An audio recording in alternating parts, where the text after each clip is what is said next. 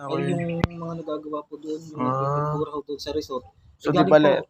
Galing po kay Neng, Pangulong Balente. anong name mo? Anong pangalan mo? Cyrus May po. So, makakaawa si ate, at hindi siya nakakagala na wala oxygen nga.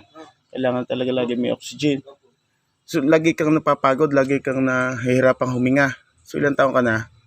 7 po. 10, hindi ka nakakapasok ngayon. Hindi po. Talaga yan siya nakapasok. So, ito ba inborn? Late na po na ma-diagnose po eh. 3 years. Ano bang diagnosis sa kanya? Congenital heart disease po. Congenital heart disease. Parang gaya ng aking Pero nakakakuha tayo sa health center. Libre naman po. Kalibre tayo doon. Pero ngayon, tutulungan kita, Hindi ko nalang ipakikita kung magkano ang aking bibigay sa'yo. Yun ay para sa'yo. Nagpapa-opera ka, para ikaw ay makapasok uli. Pag magaling ka na, bumalik ka sa akin. Bibigyan kita ng pampaaral. Ako magpapapasok sa iyo, bibigyan kita ng pampaaral, ha? Sige. May makapulong ho. Po yung dalo sa akin ganaho nga akin talagang napakabigat to. May nga po kahit paano may gobyerno yung malalapitan. Ang problema lang ho namin talaga po sa January pa. Naiyak si madam. Oo, talaga. Yung aking madam naiyak.